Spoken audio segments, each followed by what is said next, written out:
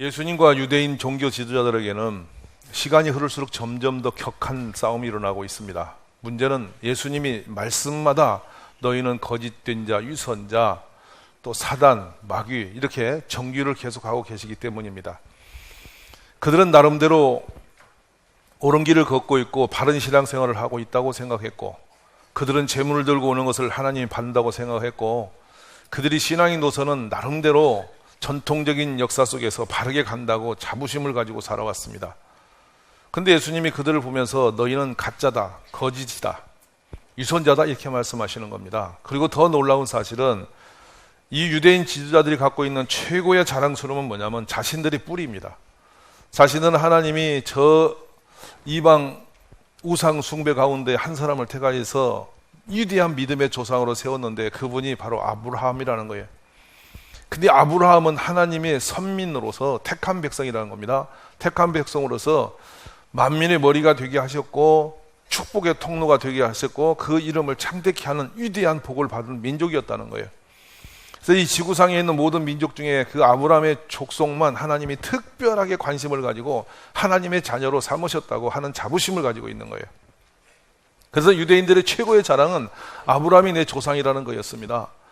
근데 오늘 이 성경에서 우리 예수님은 그들을 향해서 뭐라고 말씀하냐면 아브라함과 너희는 상관이 없다는 겁니다. 그리고 자신들은 하나님의 족속이라고 생각하고 있는데 하나님과 너희는 상관이 또 없다는 겁니다. 자, 이렇게 근본적인 문제를 갖다 딱 뒤집어서 반대편으로 끌어내릴 때에 유대 지도자들은 견딜 수 없는 모욕감을 느끼고 절망감을 가지고 있죠. 그래서 이 말씀을 듣고 있는 그들은 어떤 반응을 보이냐면 예수님을 쳐서 죽여야 되겠다, 이단자다. 흔히 말하는 사람들이 그런 거 있습니다. 나에게 맞지 않으면 적이 되고 그 적이 좀 진리 중에서 우리가 드러내서 논쟁해서 이길 수 있으면 어떻게든 공개해서 무너뜨리는 그런 세력이 있는 것이죠. 이 말씀을 듣고 놀라고 돌이키고 회복하는 것이 좋았겠는데 그렇지 못하고 이들은 분노했고 대적의 세력으로 점점 바뀌고 있습니다. 사랑하신 가족 여러분, 설교를 대할 때에 이 설교를 받아들이는 자의 반응은 매우 중요합니다. 스데반이 복음을 전했을 때 그들은 분노하여 돌을 들어 스데반을 쳐 죽였습니다. 예수님이 지금 진리를 전할 때에 비진리에 있는 사람들은 자신들이 더 정의롭다고 생각하면서 예수님을 제거할 생각을 모사를 합니다. 여러분은 설교를 대할 때 어떤 식으로 받아들이고 있습니까? 말씀을 들으실 때에 아멘, 옳은 일이든 그런 일은 내 마음에 수용되는 일이든 듣기 어려운 일이든 상관없이 선포되는 말씀을 하나님의 음성으로 듣고 아멘이 되는 삶을 살아갑니까? 아니면 분노하고 대적하면서 마음이 뒤틀리는 길을 걸어본 적이 있습니까? 바로 이것이 오늘 우리에게 매우 중요한 기점을 선명합니다. 뭐냐면 말씀을 듣고 대적하는 길에 섰다면 그 아비가 다르다는 것이죠. 그 뿌리가 다르다는 것이죠. 근데 말씀을 듣고 아무리 힘든 말씀을 들어도 그것이 깨달음이 되는 축복의 말씀으로 받아들여서 자신을 변화시킬 수만 있다면 그 사람은 위대한 사람이요 하나님에 속한 사람이라는 겁니다. 자, 그 말씀이 이 본문에 주어지기 42절에 정확하게 나옵니다. 그 43절에 가면 더 정확하게 말합니다. 내 말을 깨닫지 못하느냐 하면서 앞에다 어찌하여라는 용어를 대죠. 이는 내 말을 들을 줄 알지 못함이로다. 그러므로 너희 아비는 마귀다 이렇게 한 것이죠. 듣는 그 반응 자체가 우리의 뿌리가 어디 있는지를 선명하게 그릴 수 있다는 거예요. 우리가 온전히 하나님의 사람이라면 성경에서 주시는 모든 말씀이 우리를 죽이려고 주신 말씀은 없거든요. 살리려고 주신 말씀이에요. 부모가 예를 들어서 우리 자녀에게 꾸지람을 할 때에 그 자녀를 죽이려고 꾸짖는 부모는 없습니다. 더 잘되게 하기 위하여 거친 말도 하고 때로는 책망한다고 꾸짖기도 하시는 거지 않겠습니까? 근데 그 말씀을 받으면서 부모님의 지도를 받으면서 반항을 하고 그 대적을 하고 나중에는 그걸 갖다가 막 분노를 하고 막 이래서 부모를 없앨 생각을 한다면 그건 온전한 자녀가 아닌 거이죠. 오늘 이 성경도 똑같은 것입니다.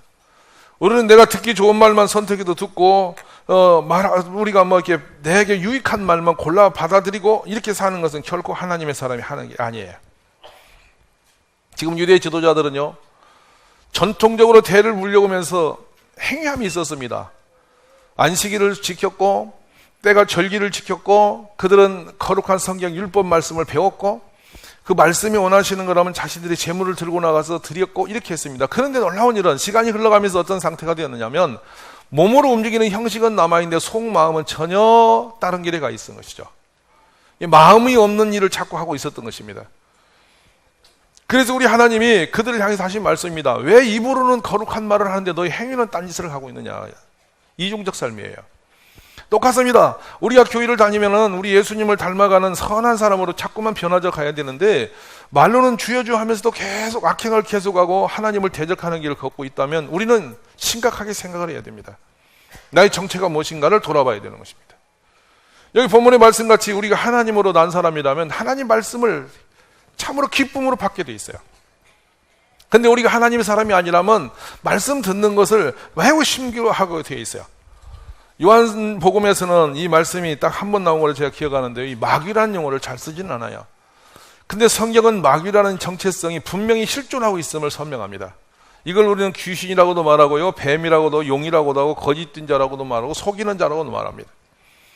다양한 이름을 가지고 다양한 너무도 많은 일들을 하고 있기 때문에 마귀의 실체에서는 잘 이해를 못합니다.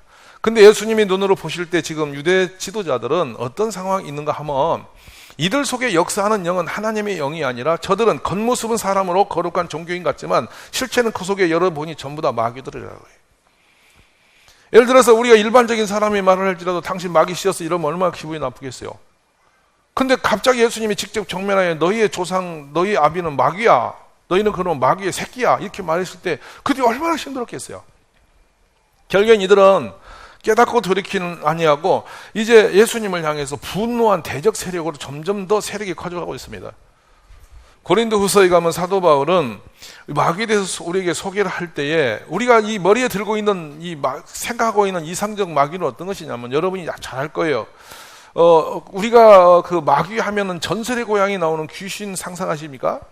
하얀 옷을 입고 긴 머리를 늘어뜨리고 입에는 피를 흘리면서 칼을 물고 나오는 거예요. 그리고 웃음소리는 흐흐 이렇게 무엇이 음산한 분위기를 가지고 나오죠. 그리고 언제나 비가 오거나 한밤에 낯선 곳에 잠을 잘 때 대나무 숲이 있고, 맞아요 안 맞아요? 영상적 그림이 다 나오잖아요. 비가 추적추적 오는 그때에 갑자기 바람이 부는데 문이 삐그덕 열리고, 그래가지고 이렇게 들어오는데 흐흐 하고 들어오는데 그 모습이 너무도 놀라서 사람이 막 그 소리만 들어도 소름이 쫙 끼치는 그런 거예요. 그래서 전설의 고향은 항상 남향 특집으로 여름에 뜨잖아요. 이 너무 더운데 그 무서운 마음에 떨면서 추위를 이기라, 더위를 이기라고 하는 거예요. 근데 여러분 심각한 것은 성경에 나오는 마귀는 그렇게 온 적이 없다는 것이죠. 한 번도 마귀 모습으로 다가온 적이 없습니다. 마귀는 저 서양에 가면 빨간 옷을 입고 입에 이 머리에 뿔이 달려 있고 이빨은 늑대처럼 생긴 거였습니다. 그렇게 해서 다가오는 거였죠. 이 성경에 나와 있는 사단은 그런 식으로 오지 않습니다. 뭐라고 사도 바울은 기록을 하고 계시냐면, 이 사단이 고린도후서 2장에 보면 이는 우리로 사탄에게 속지 않게 하려 함이라 하면서 그 이야기합니다. 우리는 그 계책을 알지 못하는 바가 아니다. 계책을 이미 알았다. 성도라면 이 정도는 알고 있어야 된다라는 뜻도 됩니다. 어떤 식이냐면 괴계로 오는데 괴책이라는 말을 썼습니다. 지금 새로운 성경은 이거는 계략이요 음모요 꾀를 부리요 음모를 하고 궁리를 하고 전략을 짠다. 그 사람을 속이는 일에만 전문적으로 역사하는 영입니다. 우리가 속는 것이죠. 제일 큰 위기는 뭐냐면 남을 속이는 건 속인다 하더라도 자신이 속는 것보다 더 무서운 일은 없어요. 자신이 자신을 속이는 것입니다. 그래서 이런 것입니다. 나쁜 거짓말을 자꾸 하다 보면 거짓말을 남을 속이려고 했던 거짓말이 나중에는 거짓말 속에 자신이 속아요. 그래서 그게 사실화되어 버리는 거죠. 이게 몽상주의처럼 그렇게 악한 생각도 우리를 속이게 되는 것입니다. 그런데 고린도 11장 14절로 15절에 가면 이렇게 말씀합니다. 이상한 일이 아니다. 이것은 이상한 일이 아니다. 사탄이 이렇게 오는 것이 이상한 일이 아니다. 자연스럽다 이런 말입니다. 사탄도 자기를 광명의 천사로 가장하나니입니다. 그러므로 사탄의 일꾼들도 자기를 의의 일꾼으로 가장하는 것이 또한 대단한 일이 아니다. 그들의 마지막은 그 행위대로 되다. 이렇게 하면서 사탄이 광명한 천사처럼 포장을 하고 하나님의 사람처럼 나타나서 신령한 말로 아주 달콤한 말로 우리를 넘어뜨리고 속인다는 거예요.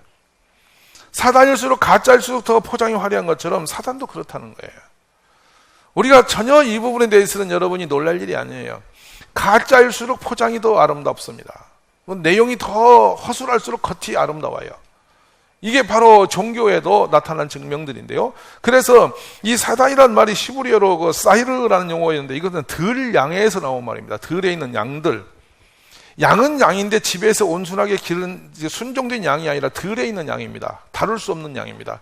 자기 멋대로 돌아다니는 양을 얘기하죠. 이것이 나중에 사틀이라는 용어로 바뀌어서 점점 바뀌던 이게 사단, 마귀 이렇게 우리에게 들어오는데 실제로 싹 들어오면 어떤 역사를 하냐면 시험에 들게 한다. 우리 모두를 시험에 들게 한다. 그래서 예수님이 마태복음 6장 13절에 우리를 시험에 들게 하지 마옵시고 마시옵고 다만 악에서 구하시옵소서 주기도 못 쓰게 주신 말씀이에요.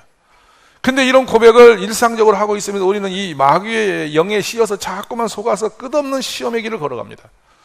시험이라는 것은 크고 작음이 있지만은 여러분 작게도 들 수 있고 크게 들 수 있어요. 아주 시험이 크게 들면 아예 신앙생활을 접어놓고 딴 길을 걸어가는 것도 있지만은 얄팍한 시험에 계속 속아들어서 끊임없는 시험에 놀이객감이 되어서 우리는 흔들거리며 살아갈 수도 있는 거예요. 사과나무에서 사과가 열리듯이 우리의 내 속에 있는 영의 실체가 무엇인가 따라서 반응을 다르게 한다는 거예요. 그래서 그 행위를 보면 그 사람이 아는데요. 마귀의 실체는 사람을 스스로 높여놓는 것입니다. 나를 높여놔요. 그래서 보면 이사야 14장에 뭐라고 말씀을 하냐면 마귀의 출발점이 있습니다. 가장 높은 구름에 올라가 지극히 높은 이와 같아지리라. 높은 데 올라가 내가 하나님처럼 되리라. 내가 하나님이 되어 있는 상태를 얘기하는 것이죠. 모든 사람이 이런 말을 던질 때 이렇게 말합니다. 내가 언제 하나님 된다고 했나요? 나는 그냥 살고 있는 건데 이렇게 말합니다. 근데 그 사람의 말을 들어오면 자신을 한없이 높여서 삽니다. 남을 얕보고 남을 무시하고 세상에서 아는 건 자기가 다 아는 것처럼 말하고 다니고 누구하고 대화하면 항상 내가 이기려고 그러고 받아들이고 수용하고 듣는 게 아니고 항상 누구를 압도하려고 그러고 이게 전부 다 여러분 교만한 마음들인데요. 이런 마음을 가지고 있으면 가는 곳마다 실패가 일어납니다. 우리도 알지 못한 사이에 마귀는 우리를 높여놔서 스스로 무너지게 만들어 놓죠. 그럼 주변에 사람이 떠나죠. 그리고 하는 일이 안 되죠. 본인의 마음의 심령이 벌써 올라섰으니까 하나님의 축복도 사라지죠. 나중에 곤고하게 되는 것이죠. 그래서 홀로 독존한다고 말하는데 나중에 홀로 고고하게 살다 홀로 무너져 버리는 겁니다. 바로 이런 것이 사탄이 우리를 속여서 넘어뜨리는 하나의 계략인 것입니다. 그리고 에스겔서 28장에 사단의 뿌리를 보면 그는 완전한 도장이었고 지혜가 충족하며 온전히 아름다웠다는 겁니다. 모든 게 다 갖춰진 것입니다. 뛰어나다는 겁니다. 근데 속의 역사는 그런 모습을 통해서 사탄이 역사하고 있다는 거예요. 오늘 우리 가운데는 이런 영이 역사하지 않기를 간절히 축복합니다. 특별히 에스겔서에 보면 내가 지음을 받던 날로부터 내 모든 길에 완전했다는 거예요. 마침내 내게서 그러나 불의가 나왔다는 거예요. 너무도 사람이 잘나고 훌륭하고 다 갖췄다는 거예요. 말이 너무나 온전하고 정직하고 정의로워 보여서 다 옳아 보인단 말이에요. 근데 세상에 여러분 너무 놀라운 일은 교회가 분열되고 깨일 때 보면 말을 잘못하는 사람이 깨뜨린 경우는 없습니다. 다 내가 옳고 내가 바르다고 말하면서 교회를 넘어뜨리고요. 사람을 갖다 시험에 빠뜨리는 것이죠. 이 사회에 정말 옳은 것은 하나님 외에는 없음을 이해하심에 복이 있습니다. 그리고 무슨 말을 해도 항상 진리는 숨겨놓고 거짓으로 포장된 말로 사람들을 가만히 서로 속이기도 하고 넘어뜨리기도 하는 거예요. 오늘 사랑하신 여러분, 우리의 뿌리는 예수 그리스도로 새롭게 빚어지는 축복이 있기를 간절히 원합니다. 그래서 오늘 42절로 한번 가보실까요? 어떤 말씀을 지금 하시는지 봅시다.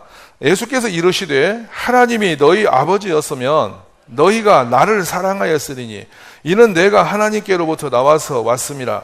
나는 스스로 온 것이 아니오 아버지께서 나를 보내신 것이니라. 예, 맞습니다. 이게 어떤 말씀인가 하면요, 예수님의 뿌리를 두고 하나님의 영이 내 안에 왔다면요, 우리가 성경을 많이 알고 말고를 떠나서 신앙이 오래고 젊고를 떠나서 신비로운 하나의 역사가 일어나는 게 있습니다. 예수님 이름만 들어도, 예수님과 관계만 맺어진 걸 보기만 해도 가슴이 울렁거리고 감격이 오고 너무 사랑스럽고 좋아지는, 얼마나 좋은지 모르죠. 예수님의 이름만 걸려도. 그러니까 예수님의 이름이 걸린 것만 생각하면 그냥 마음이 기쁘고 감사가지고 너무 좋아 보이는, 누가 억지로 표현해서가 아니라 그냥 저절로 그런 마음이 우러나는 그런 것이 진정한 하나님의 사람이에요. 우리에게 그런 마음이 일어나기를 원해요. 그래서 예수님 이름만 들어도 마음이 기쁘고 감사가 넘치고 이런 사람이 되는 거예요. 그런데 이런 예수님을 생각만 해도, 예수 이름만 생각해도 가슴이 감격이 오고 기쁨이 오고 감사고 이렇게 되는 것이 마땅한데, 하나님의 사람이 아닌 사람들은 그런 감격이 없어졌다는 거예요. 그리고 특징이 있어요. 예수님은 아무리 생각해도 감각이 안 와요. 좋아하는 마음도 안 일어나고 기쁜 마음도 안 일어나고 또 감사한 마음도 안 일어나고 그냥 감각이 멍하니 죽어 있어요. 뭐가 우리를 이렇게 가리웠느냐는 거예요. 이것이 바로 오늘 말하는 마귀, 사단의 영이 우리의 영을 어둡게 만들어 놓으면 감각이 죽어버리는 거예요. 오늘 새롭게 마음이 빚어지기를 원해요. 예수님을 생각만 해도 감격이 일어나는 축복이 있기를 원해요.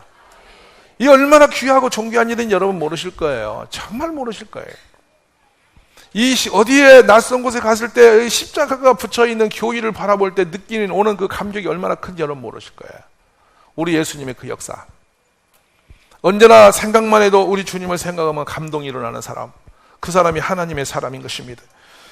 그래서 우리는 늘 생각하기를 나는 지금 정체성이 어디 있는가를 스스로 분별하는 것이 정말 좋습니다.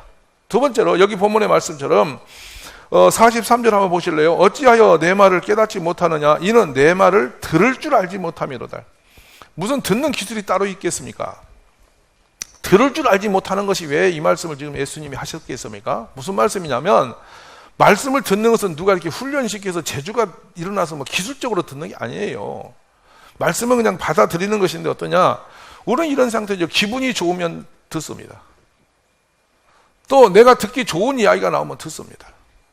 아마 여러분이 여기서 어떤 뭐 재밌는 예화를 제가 쭉 이야기를 많이 하면 듣습니다. 그거 재밌으니까. 선택을 그렇게 하는 것입니다.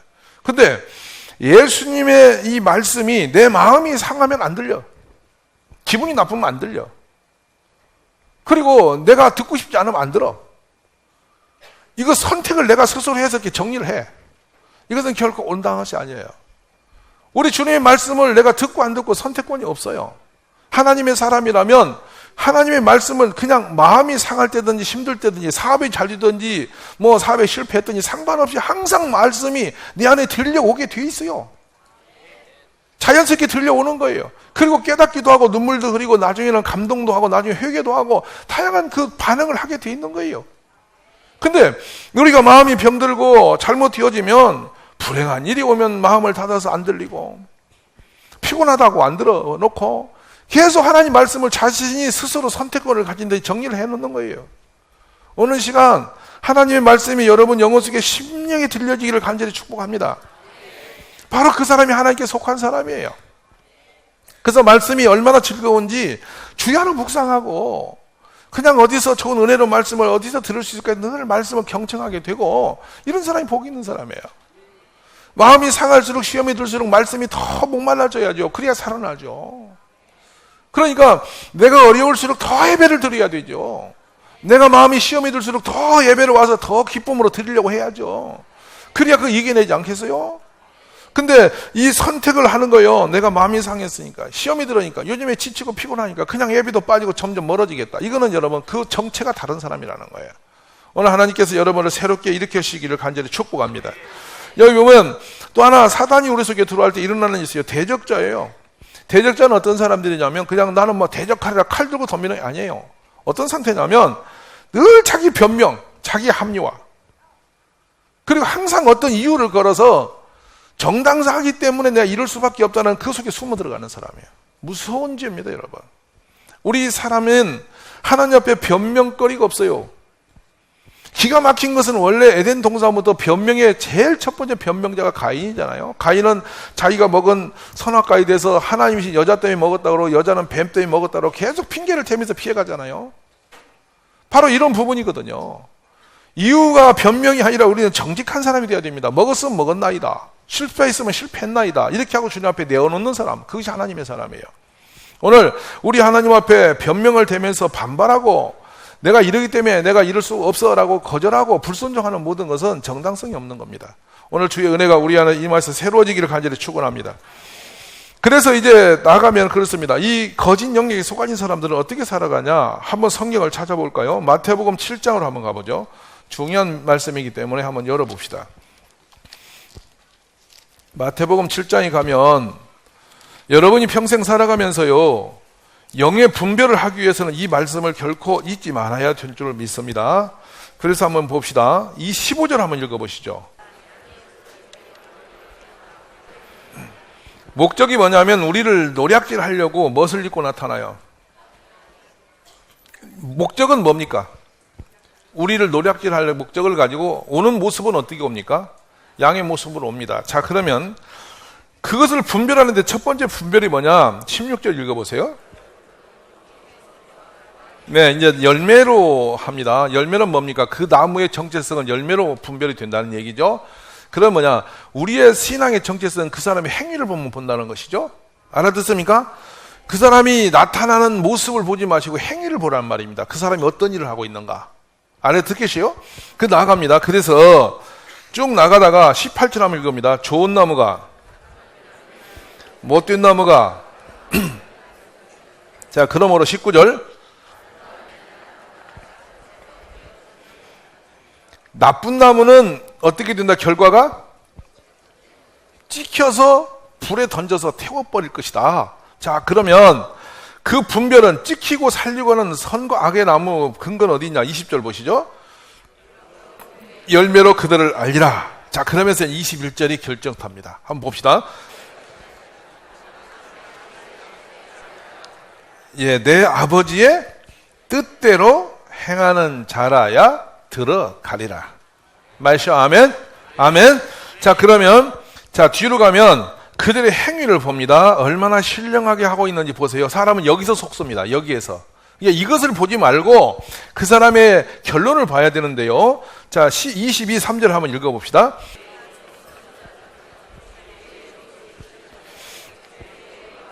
예, 아멘. 자, 봅시다. 이름 입술에서 맨날 뭐라고 합니까? 주여, 주여 합니다. 근데 뭐라고 말합니까? 그들이 하는 행위가 선지자 노릇이에요. 선생 노릇을 한단 말이죠. 근데 모습은 어떻게 와요? 아까 양의 옷을 입고 온다는 것입니다. 근데 뭐를 지금 죽이려고? 나를 노략질해서 죽이기 위해서 그렇게 양의 옷을 입고 선지자라고 하면서 나타나는데 뭐를 말하냐? 귀신도 쫓아내고 하나님의 이름으로, 예수님의 이름으로 여기 나타난 권능도 행했다고 말한다 이 말이에요. 무슨 말 아시겠어요? 그런데 주님은 이들의 행위가 이렇게 선량해 보이고 사람 성경을 갖다 디대고 또 자신들이 어떤 귀신을 예수 이름으로 몰아냈다고 했었고 막 은사가 있다고 말을 그렇게 하는데 우리 주님이 뭐라고 말씀하냐면 23절이 결정탑니다. 결론입니다. 그때에 너희를 도무지 알지 못하니 불법을 행하는 자들아 내게서 떠나가라 하리라. 아멘. 불법, 하나님의 진리, 하나님의 질서, 하나님의 제도를 무너뜨리는 것들. 행위는 되게 신령하고 거룩하게 왔는데 하나님의 세운 모든 것들을 다 무시하고 흔들어 걸어가는 것들. 이것이 바로 사단입니다. 이것이 늑대의 일이라고 하는 거예요. 이 분별이 있기를 원합니다. 그래서 이 악한 영이 들어오면 결론적으로 뭐라고 하냐면 계속 교회를 비방하고 목사를 비방하고 앞에서 일하는 사람을 비방하고 자기는 선하고 누군가를 비방하고 자기는 선하고 누구는 틀렸고 자기는 옳고 항상 그렇게 대비적 말을 계속 하는 사람의 이야기를 들을 때 여러분 조심해야 됩니다.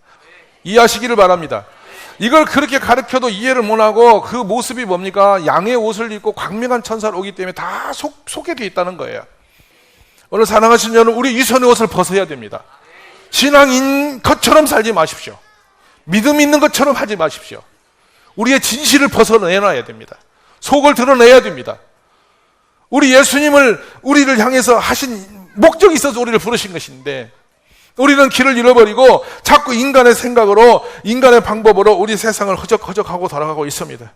사랑하신 여러분, 요한복음 6장 57절에 말씀합니다. 살아계신 아버지께서 나를 보내심에 내가 아버지로 말미암아 사는 같이 나를 먹는 그 사람도 나로 말미암아 살리라.